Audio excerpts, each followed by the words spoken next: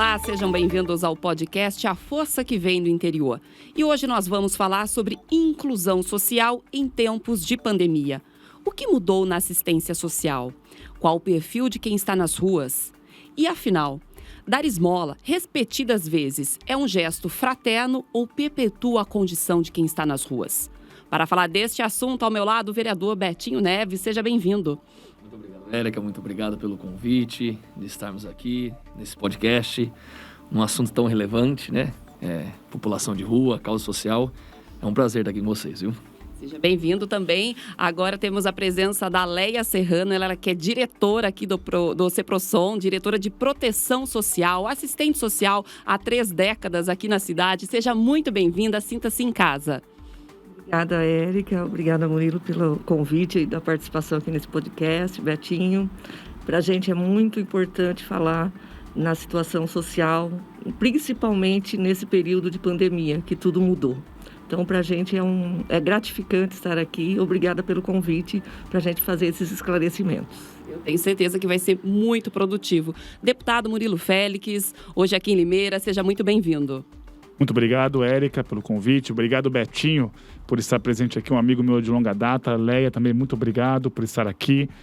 Para mim é muito importante nós podemos estar juntos debatendo sobre esse assunto tão importante que é o auxílio social, os trabalhos sociais nesse momento de pandemia, nesse momento que a gente vê que cada vez mais as pessoas estão sofrendo e estão precisando de ajuda para elas conseguirem viver daqui em diante. É isso aí. E antes da gente falar das políticas públicas, eu queria ouvir aqui do Betinho. Betinho, o que você sente aí nas ruas, você que faz esse trabalho direto com essa população? O perfil mudou? Quem está nas ruas? A causa maior é a pobreza, é a dependência química, é tudo junto? Como você olha? Qual a sua percepção? Érica, o perfil mudou sim, né? Se nós formos analisarmos aí da população de rua de 15, 10 anos atrás, era o velhinho do saco, o velhinho barbudo. Os motivos eram a traição, perda de emprego, a quebra de vínculos familiares, desestrutura familiar. E hoje é totalmente diferente, né? Hoje, 99% da população de rua está na rua devido ao uso abusivo do álcool e da droga. E a faixa etária também, né? Era difícil você ver um menino de 20, 25 anos na rua, principalmente aqui no interior. Em São Paulo a gente vê muitas crianças, né, perambulando na rua por alguma desestrutura familiar também, por conta do vício, mas principalmente no interior, especificamente do nosso município aqui de Limeira, mudou demais o perfil. Hoje a faixa etária aí varia entre 20 e 35 anos, né? Então a gente tem um menino de 25, 30, e exclusivamente por causa do uso abusivo do álcool e da droga, né? Ou que a família não aguentou mais, colocou para fora, ou ele mesmo falou, não quero mais dar trabalho para minha família, vou morar nas ruas. E as ruas estão de porta aberta justamente para isso, para continuar escravizando essa pessoa. A rua também é um vício. Nós sabemos de pessoas que parou de usar droga, mas não quer sair da rua. Pela liberdade? Também, né? A rua ela é muito acolhedora, de uma forma negativa. Sim. Ela está de braços abertos, a gente costuma dizer, que ele perde a noção de tudo. Ele não tem mais horário para acordar, para dormir. Ele faz o corre dele da comida rapidinho, da bebida e da droga. Daqui a pouco ele já não tem ninguém perturbando ele.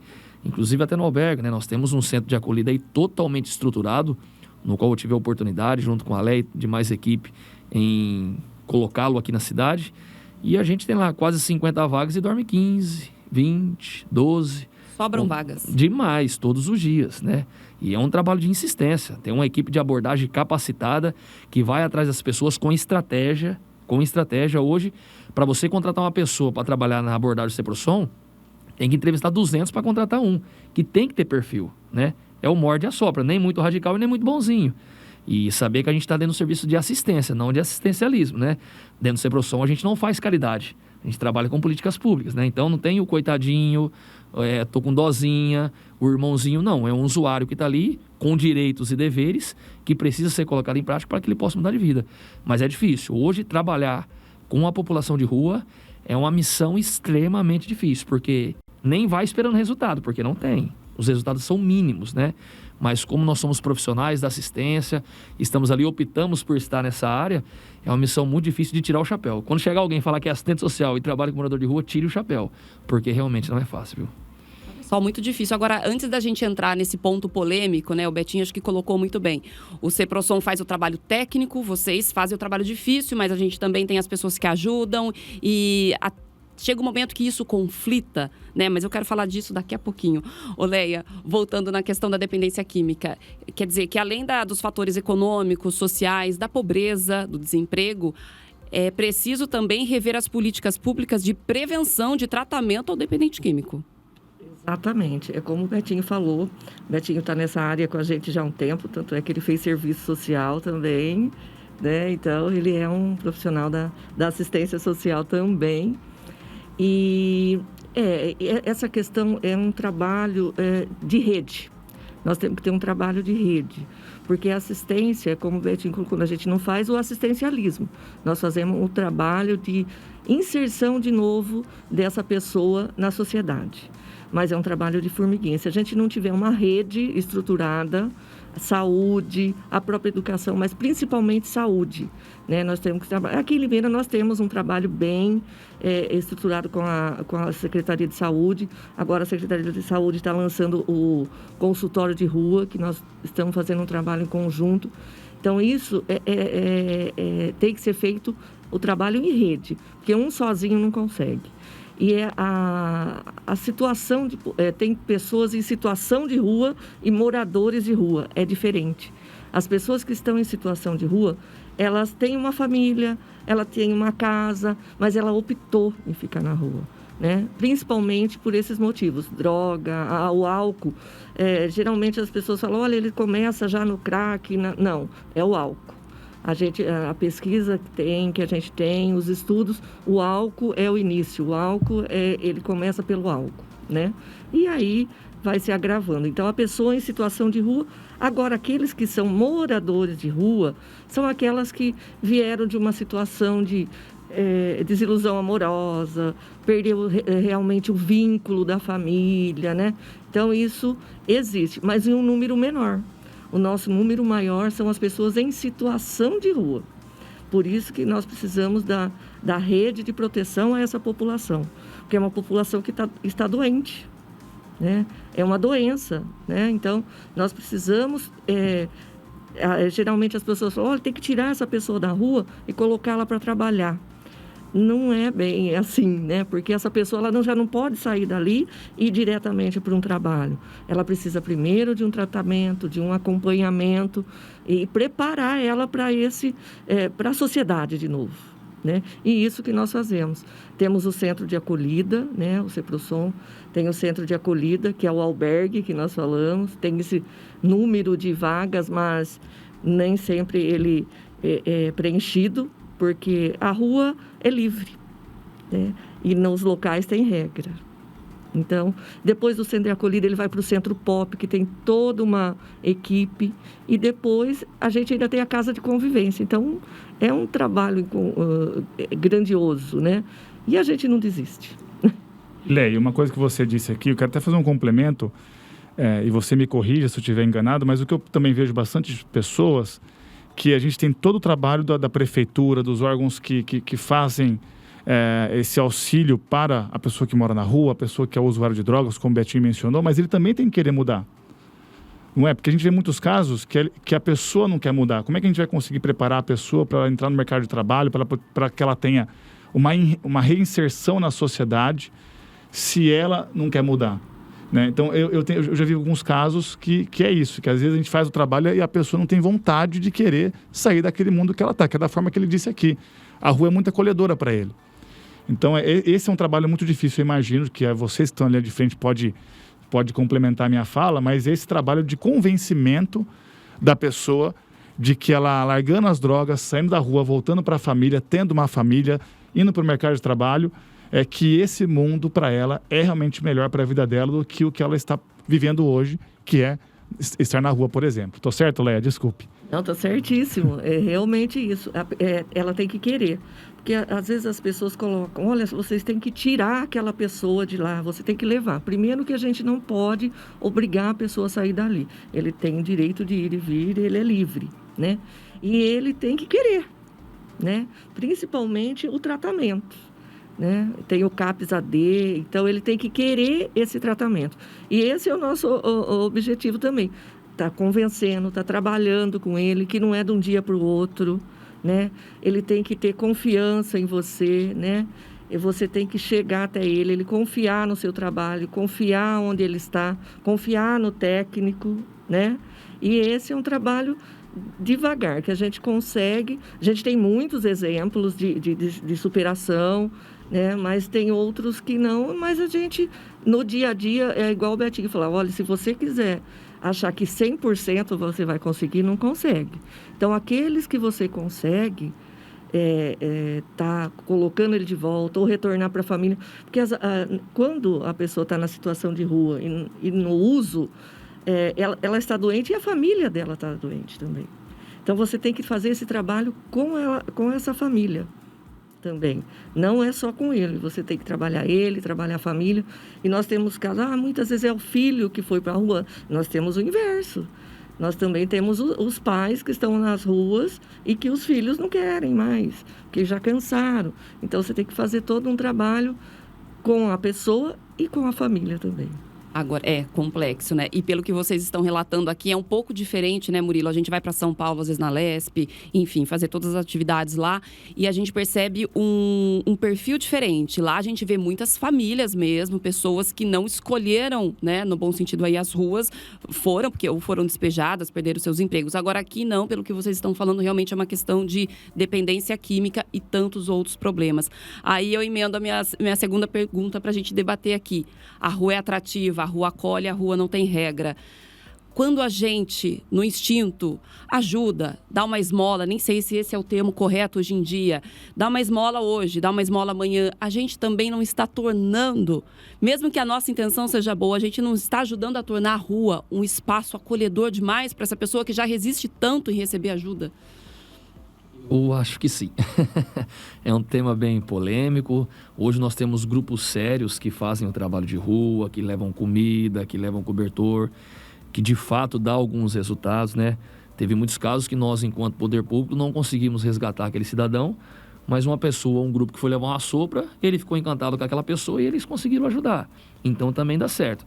A questão de semáforo, principalmente, né, que é um agravante que nós temos no município, eu dei R$5 para ele, o que ele fizer é problema dele, problema seu também. Você também está contribuindo, você está vendo que aquela pessoa está definhada, rebentada no crack. E o pior ainda, Érica e Murilo, quando ele fala, eu só dei os R$5 porque ele falou que era verdade, que ele usa droga. Queria ver se fosse teu filho. Meu filho está falando a verdade, filho, vai lá fumar a sua pedra. Poxa, gente, tem que ter empatia, se colocar no lugar do outro. Você está vendo que aquela pessoa está destruída. As pessoas sabem que o município oferece um serviço, que tem um serviço à disposição. Poxa, amigo, você está com fome? Vou te dar uma comida. Mas dinheiro para você usar droga de forma alguma. Se coloque no lugar do outro. Se fosse o teu filho ali, você ia fazer isso daí? Então, algo que às vezes chega até a revoltar. De saber que tem esse tipo de mentalidade ainda. Só por ele ter falado a verdade, eu dei dinheiro. Isso não existe, Murilo. E aí é um incentivo para que ele continue na rua. Claro. Agora, eu vou fazer até uma colocação aqui, Érica. Que, eu vindo para cá, ali no Barroca ali, eu acabei vendo 2 meninos. Então, estava um com café na mão e outro servindo o café, vendendo o café para as pessoas. Então, eu quero fazer uma colocação aqui, que nós estamos lidando hoje com uma outra situação também, que também é comum. Então, nós temos os moradores de rua, né? Como já está sendo muito bem mencionado aqui, e também temos as famílias que estão passando dificuldade. E eu estou vendo isso acontecer, que estão pedindo dinheiro na rua. Então, o filho vai lá e pede no semáforo. Isso é algo que sempre existiu de certa forma, mas eu estou vendo isso com mais frequência. Nós fizemos um trabalho social aqui no SECAP, isso deve fazer mais ou menos umas 2 semanas, com a associação do SECAP, e nós levantamos, acho que foi umas 50 cestas básicas, além de mantimentos. Ajudamos umas 50 famílias, que não são famílias de rua, são famílias que têm casas e estão passando por dificuldade. Então, eu tenho visto essas 2 situações, são completamente diferentes. Nós temos aquele morador de rua, quando a gente fala de questão social, que é o trabalho que nós estamos falando aqui agora, neste momento. E aí você fala da esmola, eu concordo 100%. Quando a gente dá esmola para a pessoa, a gente incentiva que ele continue na rua, pedindo mais esmola, usando drogas, fazendo uso do álcool e mantendo essa vida que ele tem, que na verdade é o que, na verdade, degride cada vez mais a vida dessa pessoa e distancia ela de ter uma vida adequada. E quando a gente fala de alguém, e a pessoa pode ter a visão de que ele está entregando um dinheirinho, ele está fazendo um trabalho de assistência. Ele não está fazendo. Ele está promovendo a pessoa a ter aquela vida. E aí nós temos um outro trabalho social que muita gente faz, muitas associações. Eu tenho certeza que tanto vocês dois também participam disso, tanto pelo poder público quanto por pessoas, por voluntários. Eu também faço isso, que é o quê? A gente levantar pessoas que passam dificuldade e ajudar essa pessoa com alimentos ou com algum tipo de benefício, mas a gente acompanha as famílias e vê que, na verdade, não são pessoas que, inclusive, neste momento de pandemia, estão sofrendo. Então, são dois tipos de ajuda muito diferentes. E tem pessoa que não enxerga dessa forma. Tem pessoa que ele acha, olha, se eu for lá e ajudar aquela pessoa na rua, daquele jeitinho, principalmente no semáforo, ele está tendo o mesmo tipo de ajuda, o mesmo impacto de uma associação que levanta cestas básicas para ajudar famílias que têm casa, que normalmente o pai foi desempregado, mas é uma pessoa de bem. Ou seja, existe essa diferença de trabalho social que eu tenho visto. Tá? E neste momento de pandemia, a situação está ficando cada vez pior, porque está aumentando o número de famílias que precisam e carecem de ajuda do poder público e também das associações. Mas concordo 100% com você, Betinho, pela sua colocação. Posso só fazer... referente a isso, você tem toda a razão, Murilo. Assim, nós lá na assistência social estamos sentindo o número de famílias que estão crescendo em vulnerabilidade social, necessitando de alimentos, principalmente. Nessa pandemia, a gente teve um aumento gigantesco. E, infelizmente, nós já estamos prevendo que isso vai acontecer futuramente, porque agora é que vem o reflexo. Exatamente. Né, da pandemia. Agora nós estamos sentindo isso futuramente. Né? Então, as campanhas de arrecadação de alimento, que são feitas através do Fundo Social, da primeira-dama, que é a Roberta Botion que faz, e as empresas que doam, as pessoas físicas que doam também, isso está vindo em um momento muito oportuno, porque o nosso aumento de famílias está muito grande. Né? Então, isso que você falou realmente é a verdade do momento, é a situação que nós estamos. É o retrato do momento que nós estamos vivendo. A pessoa em situação de rua, que vai lá e pede o dinheiro para o uso, isso a gente tem um número muito grande, porque eles acabam se misturando aí no meio, e isso que o Betinho colocou, em você dar o dinheiro para ele, você não está ajudando. Você está colaborando com que ele fique mais doente. Tanto é que nós estamos pensando, agora já estamos estudando a questão de uma campanha no município, né, através da prefeitura, através do CEPROSOM, parceria com a Câmara, com o Betinho, de assim, não dê esmola, dê cidadania, dê dignidade, né, encaminhe para os nossos serviços, né. E essas pessoas que acabam fazendo esse trabalho nas ruas, ou essas que estão atendendo as famílias, assim, o trabalho dessas pessoas que vão para as ruas, entregar cobertor, entregar comida, é um trabalho geralmente feito por igrejas. Caridade, né? Caridade. Muita gente pergunta, vocês não dão cobertor, vocês não dão comida na rua? Não, a assistência social não faz isso. Ela vai lá, ela tira ele e leva para um lugar digno. Mas a questão da caridade, isso já é enraizado, isso já vem. Então, isso é uma questão... É uma questão cultural. Cultural, exatamente. Agora, as associações, os grupos que atendem essas famílias, é algo mais concreto. Porque ele vai lá, ele vai direto naquela família que está necessitando, né? Tem famílias de 10, 12 pessoas que com uma renda era Bolsa Família, agora é o valor maior, né? Que é o do auxílio emergencial. Então, a gente tem um número muito grande de famílias em pobreza e extrema pobreza no município, que tem renda per capita de meio salário mínimo.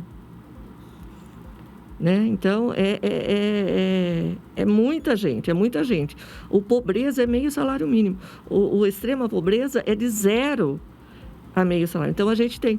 Às vezes fala, nossa, mas Limeira... E a tendência é aumentar, né? A tendência é aumentar. Limeira não tem favela, né? Mas a gente não vê essas famílias. Mas elas existem, elas estão aí. Sim. E nós sabemos que estão, porque a gente tem esse mapeamento através do cadastro único, né? E às vezes é possível atender 100%, não é? Então, essas associações, esses grupos que atendem com essas cestas básicas ou com outras necessidades ajudam muito. Mas o dar no semáforo não ajuda. Esse não é na minha opinião, não é uma ajuda. E o que me muito preocupa... importante esse conselho, né, Murilo? Exatamente. E só complementando a sua fala, Leia, acho que no Brasil, essa é a primeira vez o ano passado, na história do Brasil, que se aumentou o índice Gini. O índice Gini é um índice criado por um italiano, acho que ele se chamava Conrado Gini, que é um índice que avalia a desigualdade social em um país. Então, através desse índice, a gente avalia a distância entre os mais ricos e os mais pobres de um país. No caso do Brasil, o ano passado foi, acho que a primeira vez em anos que aumentou o índice, em vez de manter ou de cair. E a questão é, poxa, mas o Brasil está crescendo. Ele cresceu, o PIB aumentou o tamanho do PIB no ano passado, só que, imagine o seguinte, nós temos um investimento muito alto no agronegócio, e com essa dependência no mundo, houve realmente um aumento de vendas e o Brasil cresceu economicamente com isso. Mas o ramo que cresceu não é o ramo que emprega. Porque os grandes empresários que investem nas fazendas, nas produções, na área da agropecuária, usam maquinários importantíssimos que se utilizam de uma vasta tecnologia e que diminui cada vez mais a mão de obra. Então, você tem um crescimento hoje na economia, por mais que seja pequeno, foi um crescimento dentro de um momento de pandemia, que nós sabemos que, enquanto a maioria do mundo, vários países do mundo tiveram uma queda drástica na economia, do ponto de vista econômico, o Brasil conseguiu ter um resultado positivo. Só que o Brasil aumentou o índice de desigualdade e aumentou o número de desempregados. Acho que nós estamos com mais ou menos uns 15%. O que a Leia falou está certíssimo. Por quê? Essa pessoa que estava desempregada, essa pessoa que perdeu o emprego no ano passado, no começo, ele estava com seguro-desemprego, no começo, ele estava recebendo alguns tipos de auxílios, que eram maiores. O governo federal teve alguns programas no Pronamp para as empresas que poderiam postergar as demissões, se não me engano, por um período de 6 meses. Só que estes programas foram se acabando. E quando as pessoas que foram mandadas embora, esse auxílio para os desempregados também foi se esgotando, né? O que acontece? Nós estamos passando a viver agora esse aumento do número de pessoas sem emprego. Então, este aumento que nós temos de pessoas desempregadas e sem o auxílio necessário, com certeza vai demandar muito mais a área social daqui em diante. Então, complementando essa observação do ponto de vista econômico, o que a gente percebe é que, além do desemprego, muitas pessoas antes da pandemia já viviam numa condição muito difícil, com o salário no limite para sustentar a família. Daí, o PIB cresceu, mas a inflação subiu, o mercado interno extremamente difícil para as pessoas manterem suas contas em dia, comprar carne. Então, isso também aumenta e muito a chance de uma família se tornar aí mais dependente dos serviços de assistência social do município. Mas agora eu queria falar um pouquinho de coisa boa. Nesse contexto, apesar de tudo, Limeira se mostra uma cidade cada vez mais solidária, né? O deputado Murilo Félix tem feito um trabalho, complementando o trabalho do deputado Miguel Lombardi aí nas entidades de Limeira, que fazem um trabalho que eu suponho que substitui até mesmo uma lacuna deixada pelo poder público de longa data. Não é algo pontual, mas assim, é um trabalho que, se não existisse, eu não sei em que situação estaríamos, Betinho. Sem o terceiro setor, já tinha falido tudo, tinha quebrado tudo, muitas pessoas estavam morrendo. A gente imagina hoje Limeira sem a Ainda, sem a Aril, sem a PAI. Então, se não é o terceiro setor, dar esse suporte para o poder público, de fato, as coisas estariam muito difíceis, né, Leia? A Leia sempre esteve envolvida na questão das entidades, à frente dessas entidades dando suporte. E Limeira, sim, é uma cidade muito solidária, como a gente sempre fala. Hoje, até para fazer caridade, deputado, tem que ter uma certa cautela, né? Como a gente citou agora há pouco, às vezes acha que está ajudando, mas infelizmente está atrapalhando.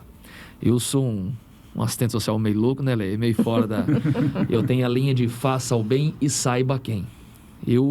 De muitos anos para cá, o ditado de fazer o bem você vem a quem, para mim não serve mais. Eu gosto de saber as pessoas que eu ajudo. Ô, dona Maria, tô precisando de uma cesta. Ô, vamos lá na casa da senhora, dona Maria. Vamos lá, bater um papo e tal. Foi criado esse ano pelo Ceprosom, pela equipe técnica, conforme um cadastro único, acho que a Leia pode explicar mais depois, onde as entidades têm acesso a um sistema para saber se a pessoa já pegou a cesta em algum lugar, se ela é atendida em algum local. Então, se ela chegar no Centro Social Alessandra Neves hoje pedindo uma cesta, nós vamos digitar: ô, dona Maria, mas a senhora pegou ontem no CRAS, a senhora veio pegar aqui novamente? Fica difícil, tem mais pessoas passando necessidade também. Então, esse sistema facilitou demais, que em plena pandemia, muitas pessoas passando dificuldade, ainda há pessoas que queiram tirar proveito, ou muitas vezes é o desespero também. Poxa, eu peguei na assistência social uma cestinha pequena, mas eu vou tentar pegar no centro social, vou tentar pegar uma no dispensário. A gente se entende que muitas vezes é o desespero também. Mas esse cadastro facilitou, até para nós reeducarmos essas pessoas, deputado. Dona Maria, a senhora já é assistida por ali, a senhora já pegou uma cesta em tal lugar o dia 27, hoje é dia 28, a senhora pegou ontem. Então isso facilita demais o nosso trabalho. Mas as entidades aqui de Limeira é sensacional. Limeira é uma cidade muito acolhedora em todos os aspectos. Nem sei se é por isso que tem tantos moradores de rua aqui no município também, apesar de muito mais da metade ser da nossa cidade, viu, deputado? É um dado interessante, que nossa, tem tanta gente fora na cidade, conversa fiada. As pessoas compram um peixe, não sabem da origem daquele peixe e já sai vendendo. Muito mais da metade da população de rua hoje aqui em Limeira é do município. Tem vínculos aqui, familiares aqui, ou nasceu aqui. Então, isso é conversa. Que tem pessoas de outros municípios? Tem, mas não é a maioria, né? E essas pessoas a gente tenta sempre devolver para a cidade de origem. Poxa, volta com a sua família, né? Liga para a mãe, liga para o pai, tenta reatar esses vínculos familiares. O que é do município é responsabilidade nossa. Nós vamos cuidar, vamos fazer um acolhimento dentro da lei, né? Não um serviço de caridade, que não é essa a função do Ceprosom, mas por Limeira ser uma cidade bem acolhedora, talvez esse número de moradores de rua facilita com que eles ficam no município, né? Hoje nós temos dezenas e dezenas de grupos que fazem um trabalho de rua, às vezes de se trombar. Você sair numa sexta-feira à noite na rua, você vê 10 equipes entregando comida na rua, ao ponto de haver desperdício de alimentação, no qual muitas vezes eu fui criticado quando me posicionei sobre isso. Foi o que o deputado falou. Em plena pandemia, o morador de rua precisa ser assistido, claro, mas as famílias também. O morador de rua já tem a cultura de pedir. É a classe mais manipuladora que existe. Ele tira sua meia sem tirar seu sapato, Érica.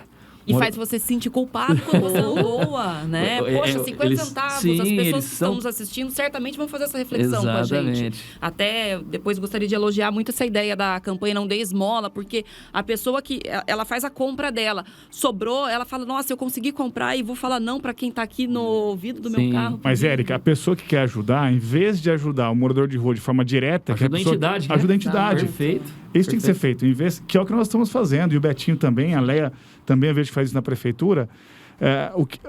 Todo mundo que tiver vontade de ajudar, é fundamental que ajude através das pessoas que já sabem como isso tem que ser feito. Que tem olhar técnico. Que já tem um olhar, inclusive, técnico para isso. Tanto é que um dos nossos trabalhos foi realmente procurar as entidades de Limeira, procuramos todas as entidades. O Miguel Lombardi já faz isso, já faz desde quando ele iniciou seu mandato como deputado federal também, de atender as entidades e, através das entidades, a gente fazer um trabalho social, porque lá nós temos as pessoas técnicas para isso. E não só as entidades, a prefeitura também. A prefeitura tem acompanhado o trabalho do Ceprosom, do Fundo Social, e tem várias campanhas, vários projetos pelos quais a população em si pode ajudar. Então, na verdade, é o que o Betinho falou. Se a gente vai lá e fica dando a esmola para a pessoa, para o morador de rua, a pessoa que pede algo no semáforo, você está financiando para que ela continue naquilo e não procure a assistência social, a prefeitura e as entidades. Porque para aquela pessoa vai ser mais vantajoso ela estar ali pedindo dinheiro no semáforo na rua do que realmente procurar alguma das várias entidades que nós temos em Limeira ou até mesmo a prefeitura. Murilo, se nós formos afundar no assunto, né, sendo até um pouquinho pesado, essas pessoas não deixam de financiar o tráfico também. Fala tanto quanto o tráfico e tal, mas financiando aquele cidadão que está no semáforo, ele vai comprar droga e automaticamente nós também estamos financiando o tráfico de droga. Então é algo que a gente tem que ter muita cautela. A gente entende a questão da caridade, do coração, mas como nós estamos falando aqui, existem muitas entidades sérias para todos os âmbitos, né? Que cuida do deficiente, que cuida de morador de rua, que cuida do idoso, que cuida do obeso, que cuida de tudo. Então é interessante a gente fazer esses repasses, né? Quer ajudar? Procura uma entidade, como a gente disse, que tem um corpo técnico que vai avaliar, e não só corpo técnico. Quando a gente se trata de assistência, não é só ser técnico, é ser humano. Exatamente. Não adianta eu ser um assistente social e não gostar de pessoas, e não gostar de abraçar, não ser sensível. A Leia sempre nos ensinou isso daí, que é a minha mestre, né? Sempre aprendi muito com a Leia. Falou, além da gente ter a parte técnica, tem que ser humano. Tem hora que eu tenho que deixar um pouquinho a técnica do lado e colocar minha parte humana. Tem que ter empatia pelo que as pessoas estão passando. É isso. A nossa profissão exige isso, né, Leia? Exatamente. E essa questão do terceiro setor no município é muito forte. A gente fala que se eles fazem o trabalho, complementam o trabalho do CEPROSOM, da prefeitura, porque o poder público não tem pernas para fazer tudo, né? Então, eles e a gente tem que dar o maior apoio possível a essas entidades, né? Porque são todas entidades sérias, as que são cadastradas, que têm o seu cadastro, que têm o seu registro. Essas, sim, são entidades sérias que as pessoas podem contribuir, podem participar, porque às vezes acontece de ter algumas que não têm toda essa documentação em ordem, então precisa disso, né? Então, as entidades são importantíssimas no município. E a hora que o Murilo coloca de famílias, isso é muito importante, você trabalhar a família. E aí vem a questão do técnico, do coração, da solidariedade. Porque a família, principalmente nesse período de pandemia, eles estão passando pela situação da necessidade de alimento, financeira, mas psicológica, né? A gente vê que muitas pessoas, muitas famílias, nesse período de pandemia, a questão psicológica é muito grande, eles estão passando, né? A gente vê as pessoas que são autônomos, né? Que nesse período de pandemia parou tudo. São pessoas que há famílias afetadas nesse sentido, que tinha sua van, que trabalhava para a escola, né? Então, é muito. Então, o trabalho num todo com a família você tem que fazer. E isso nós tentamos, agora nesse período de pandemia, fazer o possível, através de online, né? O WhatsApp, porque a maioria tem celular. Então, os casos emergentes, visitas também. Então, esse trabalho integral com a família que tem que ser feito. Porque a questão financeira está afetando muito a questão psicológica também. Idosos, a gente vê a necessidade que esses idosos tinham de sair, de frequentar grupos, de estar convivendo com outras. A gente vê eles, às vezes, se definhando, porque isso eles não têm mais. Então, a questão psicológica está afetando muito a população num todo, né? Está muito atrelado ao trabalho de vocês, né? Sim, a gente faz esse trabalho até com idosos, grupos online, canal, né, com atividades para eles participarem, interativos, com as próprias famílias, crianças e adolescentes. O Murilo colocou que realmente a gente está vendo a questão do trabalho infantil, porque o pedir no semáforo é um trabalho infantil. Vender a balinha que não é inofensiva. É um trabalho infantil. A criança não tinha que estar ali vendendo, ela tinha que estar em casa, ela tinha que estar em atividade, né, na escola. Mas nesse período, às vezes ele está fazendo isso para levar, mas está ajudando ele? Não, é o período da infância dele que ele está perdendo e talvez outras situações que ele está exposto. Ele está exposto em situação de perigo ali naquele semáforo, né? E tudo isso que a gente vê que cresceu muito nesse período de pandemia. Érica, eu queria ouvir também uma opinião do Betinho e da Leia sobre uma questão que eu ouvi, voltando ao assunto do usuário de drogas. Um usuário, um ex-usuário que mora no Lindeluca, na verdade. Eu estava conversando com ele e perguntei para ele, ele falou, isso são frases dele, não são frases minhas. Ele falou para mim assim, eu conversando com ele sobre a vida que ele teve, ele inclusive já foi morador de rua há um bom tempo, e hoje ele disse para mim que ele conseguiu se afastar das drogas. E eu perguntei para ele assim, olha, mas você conseguiu mesmo se afastar das drogas? Ele me falou assim, Murilo, eu ser ex-usuário não vou ser nunca mais. Eu sou viciado na droga. Se eu ver, eu não vou conseguir me segurar. Então, na opinião dele, não existe um ex-usuário. A pessoa, ela consegue aprender a se controlar, mas ela não deixa de ser uma usuária porque o vício já foi criado.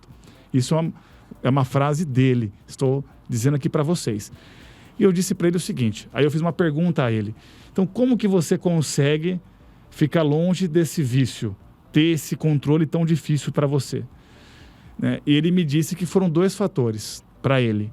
Um fator foi a família, que passou a acompanhar e assumiu a dor que ele sentia. E o outro fator que para ele foi mais importante do que a família foi a igreja. Porque foi através da igreja que houve essa reunião entre ele e a família, e foi através da fé, crendo em um Deus maior que perdoasse ele e crendo na importância da família. Então, ele mencionou 2 situações importantes aqui, que é a família e a igreja.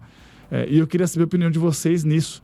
Se realmente a família e a igreja são esse complemento às entidades e também aos trabalhos sociais da prefeitura.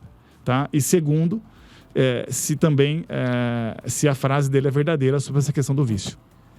Dependência química não existe cura, é uma doença incurável. Você consegue estabilizar ela. Tem pessoas que há 35 anos, 40 anos estão limpos. Eu tenho o exemplo do meu pai. Meu pai faz 15 anos que não bebe, teve começo de cirrose e ele fica meio assim até hoje. Conheço pessoas que estão há 35 anos limpos, que passam na frente de um bar e ficam arrepiados com vontade de beber. É uma doença incurável, né? E a questão de mudança de vida, a literatura do NA, do ALI é muito bem clara. Os 2 primeiros passos é evitar pessoas e lugares. Não tem como eu parar de usar droga tendo as mesmas amizades. Não tem como eu parar de beber frequentando os mesmos locais. Então, isso é impossível. Então, o primeiro passo, evitar pessoas e lugares. Isso vai fazer com que o caminho se torne um pouco mais curto, né? Tem que trabalhar a questão da recaída, que é algo que também não é fácil, né? Não é recaiu a família julgar. Inclusive, quero fazer um apelo para o deputado, apesar da gente já estar aqui pertinho, tentar implantar a questão da dependência química nas escolas, né, deputado? É algo necessário, não se fala ou se fala pouquíssimo a questão da dependência química das escolas. Hoje, de cada 10 famílias, 9 têm um dependente químico dentro de casa. Então, seja o pai, seja o filho, seja a mãe, e isso se fala pouco. E a forma com que se trata o assunto também é uma forma muito errada, né? Eu não perco nunca a oportunidade de falar. A população de Limeira está até cansada de ouvir isso, mas eu não posso perder essa oportunidade de falar.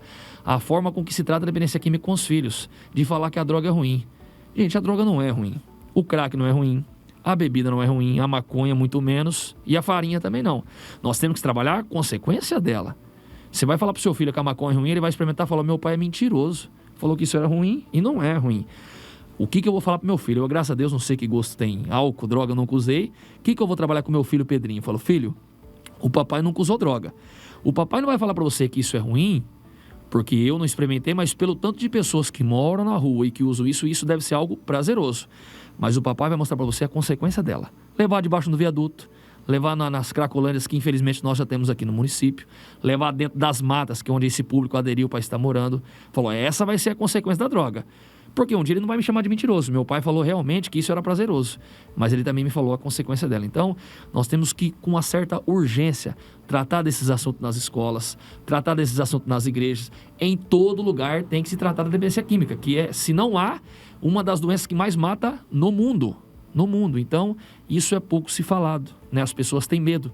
O pai tem medo de falar de sexo com o filho, o pai tem medo de falar de dependência química com o filho, mas lá na frente ele vai colher frutos negativos, porque ele não aprendeu dentro de casa. Questão da religião, Murilo, sem sombra de dúvida. Nós temos o nosso poder superior, cada um acredita de uma forma, nós acreditamos em Deus, isso ajuda demais, né?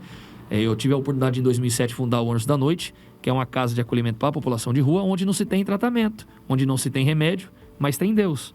Tem pessoas lá que fumavam 30, 40 pedras de crack por dia e fazem 5 anos que moram no projeto, fazem 12 anos que estão limpas. Então, apegou nesse poder superior, que é Deus, e ajuda demais. E a família, com certeza. A Leia tocou num tema extremamente importante.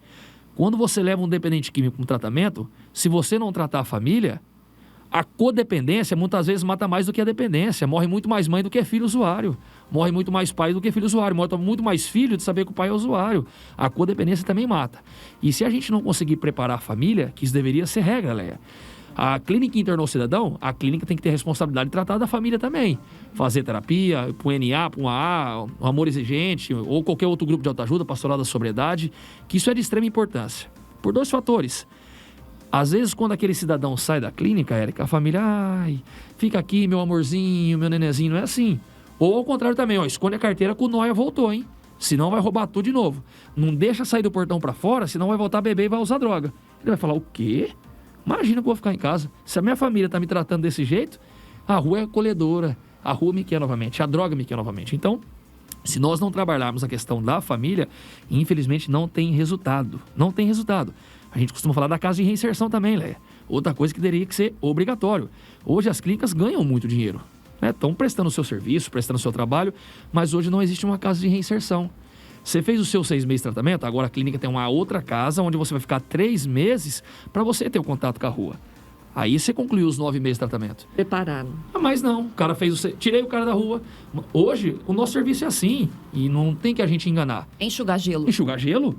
Hoje nós tiramos o cidadão da rua, colocando ele para um tratamento, deu 6 meses, vai embora. Para onde, Eric, ele volta? A família não quer. O cara tá sem emprego. Os tios, os parentes não querem mais. Ele vai voltar para o albergue, na Capitão Bernardes? Falar que o albergue que nós temos hoje muda a vida de alguém? Claro que não.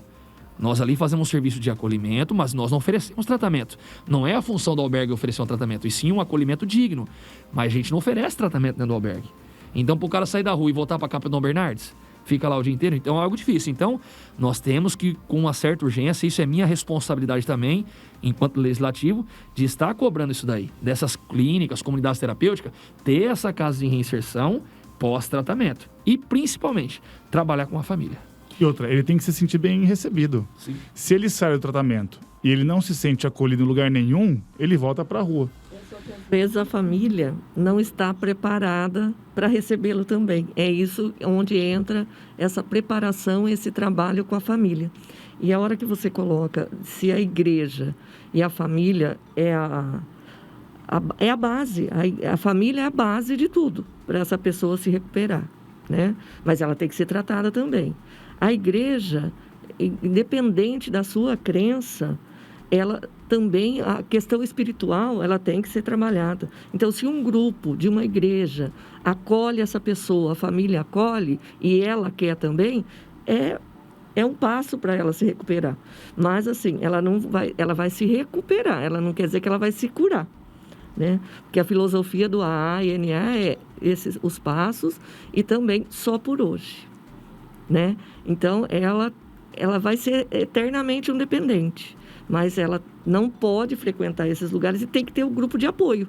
Ela tem que frequentar sempre. Tem gente que, como diz o Betinho, que está há 35 anos sem usar e estão frequentando esses grupos ainda e precisam de ajuda ainda.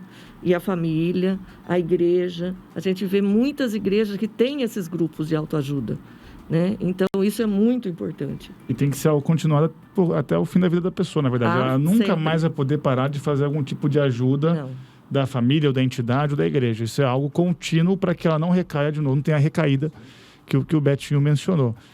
Mas é isso que eu vejo. Eu vejo que o fato principal para que a pessoa consiga sair das drogas, sair da rua, é claro que envolve toda a assistência social, mas também o principal é a família em si, é ele ser bem recebido pela família, na forma que o Betinho disse aqui, que não é só com carinho e também não é com uma rejeição, mas é a família entender a melhor forma de atender essa pessoa e se sentir parte de um único grupo.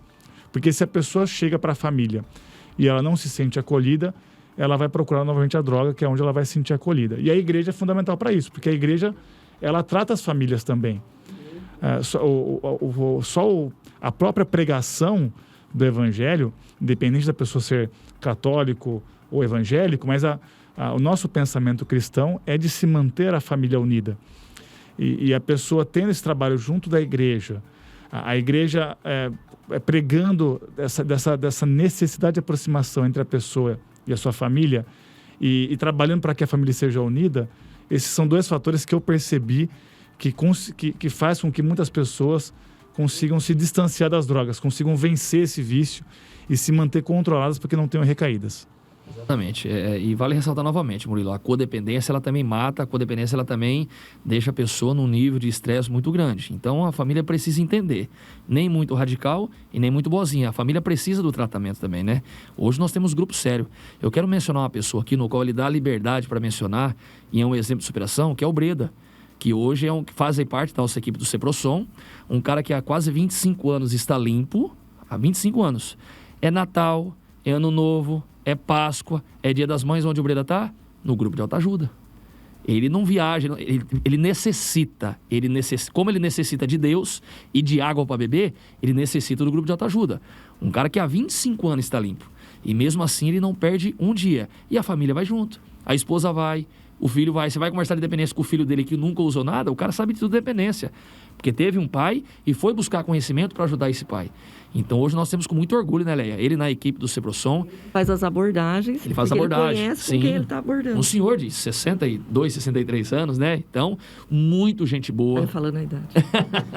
Muito gente boa, especialista na área, passou por tudo isso, deu a volta por cima, trabalha no Só Por Hoje, que ele sabe que ele fala, Betinho, se eu não matar um leão hoje, amanhã vai ter que matar 2, aí vai ser duro. Vai ficar um pouco mais difícil, né? Inclusive, o tanto de moradores de rua que ele leva pra lá, né, Leia? Ele pega o pessoal, põe no carro dele, eles têm essa questão de irmandade, né? É uma irmandade de fato. Então, ele pega o carro dele, vai no Nossa Senhora das Dores, buscar outra pessoa, para trazer num grupo onde ele frequenta. Cara, é espetacular. As famílias precisam se tratar também, que não é fácil, viu? E no podcast anterior, que o Murilo participou também aqui com a gente, falava-se muito de violência doméstica e, claro, de fatores envolvendo machismo, etc e tal, mas tem também o ingrediente dependência química, né? Muitas mulheres apanham dos seus filhos que obrigam a dar dinheiro para comprar droga. Então, olha como vai estendendo o assunto, é realmente um desafio para gestores, para lideranças religiosas também, né? Acho que vale a pena um tema só sobre dependência química aqui. Mas voltando ao assunto aqui de hoje, antes da gente encerrar, gostaria que vocês dessem orientações para quem está nos assistindo. Por exemplo, a pessoa está no semáforo e viu uma criança, ela já entendeu que não deve financiar aquilo. Para quem que ela liga? É o momento realmente, para o que está fazendo, liga para o Ceprosom, liga para o Conselho Tutelar. Então, acho que é importante a gente também dar essas orientações para as pessoas que estão nos assistindo nesse momento. Leia. Sim, e tudo vem uma coisa leva a outra, né? Você vê que a hora que a gente fala de dar esmola, daí já entra a questão da família, né? E tudo isso vai gerando. Por isso que nós, do poder público, nós da assistência social, falamos muito de trabalho com família, né? A família, a gente trabalhar essa família, né? Dar esse suporte a essa família, não só a questão na hora de ajuda, mas assim, a questão num todo, da família um todo. Quando essa questão do semáforo, né? Quando você vê uma pessoa no semáforo, a gente sabe, quando é criança, né? É Conselho Tutelar, é o próprio Ceprosom, que a gente também faz esse trabalho em conjunto com o Conselho Tutelar, que vai pegá-lo, vai levá-lo até a família. Então, é toda uma rede que trabalha. O SEDECA também, né, Leia? O SEDECA também tem um trabalho muito bom, a questão de abordagem com criança e adolescente. Agora, adulto, é a questão de orientá-los a procurar o serviço, porque você não pode estar falando para ele, olha, não fique aqui, a não ser que ele esteja transgredindo a lei, né? Caso contrário, você não pode obrigá-lo, mas orientá-lo, olha, existe o serviço do Ceprosom, vá procurar. Muitas vezes, não, lá eu não gosto de ficar, mas vá lá você vai ter todo um atendimento, lá você vai ter o banho, lá você vai ter comida, lá você tem tudo que ele precisa lá, mas a rua é livre, né? Mas a pessoa também pode ligar para a gente, né? Olha, eu encontrei... Muitas ligam, né, Betinho, para a gente. Eu encontrei tal pessoa, ela está no endereço tal. Essa equipe de abordagem vai até o local, né? Vai trazê-lo para o nosso serviço, ou vai até a família dele, fazer as duas coisas. Cuida dele primeiro e depois vai até a família e aí continua esse acompanhamento. Então, pode ligar para o Ceprosom a qualquer momento. À noite, a gente tem as abordagens, mas à noite, geralmente, se liga para a Defesa Civil. Mas aí a Defesa Civil já entra em contato com a gente já faz esse trabalho em conjunto, porque a gente tem um trabalho também em conjunto com Defesa Civil, Guarda Municipal. Então, é toda a rede, né? Mas pode ligar para o Ceprosom que a gente vai fazer esse atendimento. Vereador Betinho, também, minha última pergunta, antes das considerações finais, qual a importância também, voltando à questão de saber ajudar e ouvir os técnicos, que também devem ser humanos. Por exemplo, não vou citar nomes, mas eu conheço uma entidade que recebeu tanta cesta básica e ela não estava precisando de cesta básica. Então, ela pegou a cesta básica que ela recebeu e repassou para outras pessoas que precisavam mais. Mas o que ela estava precisando não chegou, que era um outro item. Então, é importante também a pessoa que está nos assistindo e quer ajudar diretamente as entidades, não chegar lá e despejar um pacote de coisas que, de repente, aquilo vai vencer, ela tem aquilo em estoque e se informar antes. Acho que isso é fundamental. Exatamente. O próprio Ceprosom tem um cadastro dessas entidades, né? Às vezes a pessoa quer ajudar de alguma forma, Perfeita a sua colocação, né? Às vezes, o que está faltando é o feijão, a pessoa leva o arroz. A gente entendeu que fez isso de bom coração. Às vezes, é até essa troca de entidades, né? Quantas vezes, né, no próprio Anjo da Noite, eu tenho bastante arroz, mas estou sem feijão. Você tem bastante feijão? Vamos fazer essa troca, porque eu atendo meu público, você atende o seu. Eu acho que é de extrema importância e deixar isso como critério. Não vai dando dinheiro, não vai doando sem saber. Tem muitas entidades sérias, sim, mas tem porcaria por meio também.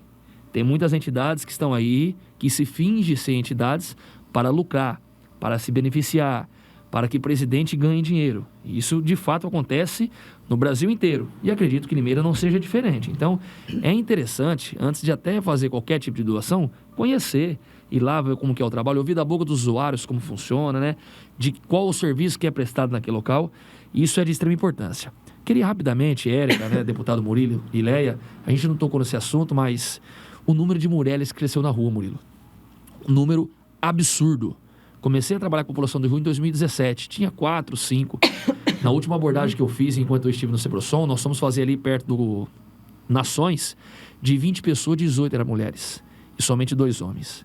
Está crescendo um número absurdo justamente por causa de violência doméstica, que não aguenta mais apanhar do marido, vai para a rua, ou por algum conflito familiar. E a mulher na rua, ela usa muito mais droga do que o homem, porque ela tem o seu corpo para se prostituir. E isso acontece muito, né? A prostituição de mulheres que estão em situação de rua para o uso da droga. Para o homem é um pouquinho mais difícil, porque ele tem que fazer uma correria, pedir no semáforo, arrancar uma calçada. Para a mulher, não. Ela, com o seu corpo, ela consegue a droga muito mais fácil. É algo que nós temos que estar atento. Inclusive, agora está tendo um programa, né, Leia? Um anticonceptivo que fala, né? Tem da Secretaria mulheres, de Saúde. Para não engravidar, acho que é válido aí por 2 anos, esse material, alguma coisa assim. E isso está ajudando demais. Então, o número de mulheres na rua cresceu demais e acho que a gente tem que ter esse olhar para esse público feminino que não está fácil, viu? É difícil. Motivo de muita preocupação. Agora, deputado, nós estamos aqui no 3º podcast. Cada episódio a gente conhece um pouco mais da realidade da cidade e isso também aumenta a sua responsabilidade buscando ajudar essas pessoas a partir desse olhar. E acho que é esse olhar que a gente espera, né? O olhar técnico de quem entende do assunto para daí quem representa buscar recursos e ajuda no governo. Exatamente, Érica. Eu estava falando aqui com o Betinho que o que eu vejo de muitos deputados estaduais e federais é que quando a gente assume, eu falo a gente pela categoria, mas quando assume a posição de deputado, acaba tendo que lidar com situações que envolvem o Estado, ou até mesmo que envolvem um país, quando é o caso de um deputado federal, e corre o risco de ficar distante das pessoas. E a gente tem que entender, na verdade, que o nosso trabalho não está ali na cadeira, lá na Assembleia, ou na Câmara, não está em São Paulo ou em Brasília. O nosso trabalho está tendo que lidar com pessoas nos bairros, nas ruas, tendo que estar sempre na linha de frente. E essa é a preocupação que eu tenho. Então, mesmo estando, muitas vezes, falei para o Betinho, a gente está falando isso, quando nós entramos aqui, terça, quarta e quinta, eu tenho que estar lá na Assembleia. Então, a minha preocupação é o quê? Os dias que não são esses dias, é estar sempre falando com as entidades, estar sempre falando com as pessoas. A gente já está planejando alguns projetos sociais para Limeira e região. Estamos aqui dispostos para ajudar a prefeitura, viu, Leia? O Betinho sabe disso, a gente tem conversado bastante. Nós estamos visitando todas as entidades de Limeira. Já disponibilizamos um recurso do Estado para todos os vereadores. O Betinho já foi informado disso também. E agora já estou levantando para o 2º semestre deste ano um recurso para todas as entidades de Limeira que estiverem cadastradas na prefeitura e que tiverem um trabalho de credibilidade aqui no município. Então, uma das melhores formas, nós já dissemos aqui, é ajudando as entidades, que as entidades sabem fazer esse trabalho na linha de frente. Mas também nós, enquanto políticos, devemos estar sempre falando com as famílias e acompanhando o trabalho na linha de frente para saber como fazer essa aproximação do município, das pessoas, das entidades com o governo do estado, principalmente no meu caso, que sou deputado estadual. No nosso caso, existe inclusive um cadastro que as entidades podem fazer no governo do estado, viu, Betinho, para conseguir receber um recurso adicional. Então, nós estaremos ainda nesse mês visitando e levantando quais são as entidades de Limeira que não têm esse cadastro e que podem ter esse cadastro para que possam receber, além de uma emenda, de um recurso enviado através do deputado, receber também recursos de programas do governo do estado. Excelente. Muita coisa, quanto caminho promissor aí para ajudar realmente, né? Se eu puder fazer uma colocaçãozinha, claro. Assim, na questão das entidades, o CEPROSOM ele tem um setor, né, que cuida dessas entidades e que ajuda também quando vem essas emendas, às vezes vem através do CEPROSOM, e aí fazer esse destino dessas verbas, né, de emenda, e também orientar essas entidades quanto à documentação, porque às vezes é necessário que ela tenha toda a documentação em ordem, né? Como o próprio Murilo colocou, essa entidade ela tem que estar cadastrada com toda a documentação, com tudo em ordem. Então, nós temos no CEPROSOM um setor que tem uma equipe que trabalha especificamente com essas entidades que fazem esse trabalho maravilhoso no município. Olha, a Leia disse muito bem. Na verdade, a gente tem 2 tipos de recurso do deputado estadual. Um a gente pode mandar direto para a entidade, mas realmente tem que ter toda a documentação em ordem. A prefeitura é fundamental para isso e sei que faz um bom trabalho. Mas a maioria das emendas, viu, Érica? Érica e Betinho, passa pela prefeitura. Então, essa observação sua está muito bem colocada. Realmente tem que ter esse trabalho das entidades de se adequarem com as documentações, de terem bons projetos com começo, meio e fim, se adequar às leis para que elas possam receber esses recursos do poder público que, na maioria das vezes, o deputado manda, mas o recurso acaba vindo através da prefeitura. O recurso sai do governo do estado, vai para a prefeitura, que direciona esse recurso e acompanha para a entidade e faz o acompanhamento. Exatamente. Porque o governo do estado, depois, ele quer uma resposta para onde foi destinado esse recurso e como ele foi destinado. Então, esse relatório a entidade tem que fazer. E a prefeitura, por ter destinado este recurso, ela recebe do estado e repassa, né? Por ter repassado esse recurso, ela também tem que fazer esse acompanhamento e eu vejo que faz muito bem. É uma sintonia. Muito obrigada pela presença de todos. Suas considerações finais, por favor, vereador Betinho. Érica, muito obrigado pelo carinho, pelo convite. É um prazer dividir a bancada mais uma vez com a minha mestre, Leia Serrano, uma pessoa no qual eu aprendi a ser profissional e humano, né? Ela, juntamente com a própria Renata e Ana Maria, me deram a oportunidade de, em 2013, quando eu estava catando reciclagem na rua, hein? Fiquei 3 anos sem trabalhar, junto com os moradores de rua. Eles me deram a oportunidade aí de eu poder estar aprendendo muito sobre o som, onde eu fui buscar minha formação também. Então, ela sabe que eu devo muito a ela. Muito obrigado. Murilo, parabéns, deputado, por todo o trabalho que vem fazendo. Meu amigo de longa data, o cara que tem uma visão social, tem opção pelos pobres, isso é de extrema importância. Rezo por você todos os dias, para que Deus continue te abençoando e criando forças, né? Que a gente sabe que não é fácil, o mundo político não é fácil, mas você vem nos apoiando, né? Sempre procurando os vereadores para poder auxiliar a nossa cidade. Parabéns e obrigado mais uma vez pelo convite, viu? Leia, muito obrigada também. Eu que agradeço, Érica, pela oportunidade. O Betinho, ele foi... Eu falo que ele é uma pessoa maravilhosa e exemplo para todos, né? Lá no CEPROSOM a gente tem ele como um exemplo do crescimento dele, né? E o trabalho que ele fez. Eu falei que quando ele foi ser vereador, é claro que a gente apoiou e achou que ele deveria, mas a gente perdeu um braço, né? Mas ele é uma pessoa humana, né? Que pensa nas pessoas, né? Então, obrigado, Betinho, por você fazer parte com a gente da vida da gente, né? Agradeço de coração. Deputado Murilo, obrigado pela oportunidade. Parabéns pelo seu trabalho que vem sendo desenvolvido como deputado, mas como ser humano, que a gente vê você como uma pessoa, como um ser humano que vem de uma família, né, que está lá sempre na igreja também, né, sempre buscando tanto a questão pessoal como espiritual também.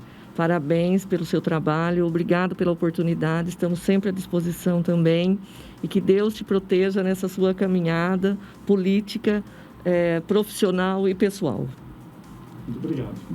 Deputado, muito obrigado pela presença. Obrigado, Érica. Obrigado, Betinho. Parabéns ao trabalho que você vem fazendo há muito tempo. Eu sempre acompanhei e fico na torcida que mais pessoas possam fazer esse trabalho seu, que é um trabalho que serve de exemplo para todos nós, tá? Obrigado também, Leia, pelas palavras. Estou muito grato. Parabéns ao trabalho que você vem fazendo. E digo a vocês dois que podem contar comigo. Contem com o meu mandato. Contem com a minha vontade de ajudar, que eu sei que é juntos que a gente vai conseguir fazer com que Limeira passe por esse momento tão difícil. É isso. Obrigada a todos que nos acompanharam e até o próximo. sabedoria.